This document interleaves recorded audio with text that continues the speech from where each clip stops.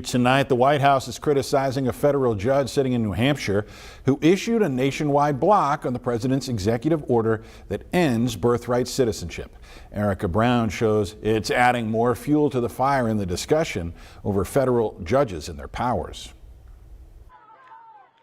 Just weeks after the Supreme Court issued a ruling limiting the ability of judges to issue nationwide injunctions blocking presidential orders, a federal judge in New Hampshire temporarily blocked President Trump's birthright citizenship order.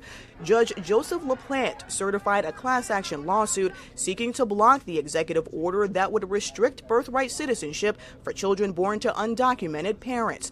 Judge LaPlante said his decision was not a close call and added the deprivation of U.S. citizenship and an abrupt change of policy would cause irreparable harm.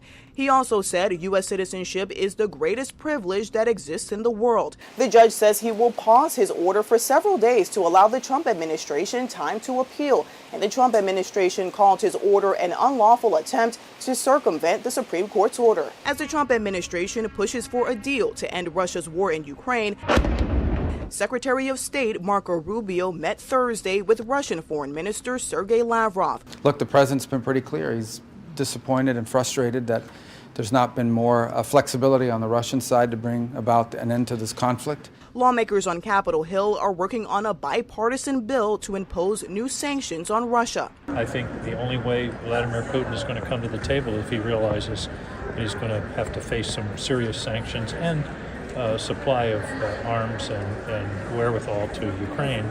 Otherwise, he's going to just keep stringing us along. President Trump has reversed an earlier Pentagon decision to pause shipments of weapons to Ukraine. Erica Brown, CBS News, the White House. And leaders on both sides of the aisle have criticized Defense Secretary Pete Hegseth for putting a pause on the shipments to Ukraine in the first place. Republican Senator Tom Tillis went as far as saying he regretted voting to approve Hegseth's nomination. Secretary of State Marco Rubio, though, dismissed those criticisms, saying the pause was normal to ensure U.S. supplies hadn't been depleted too low after supporting the war in Ukraine and Israel's fight in Gaza.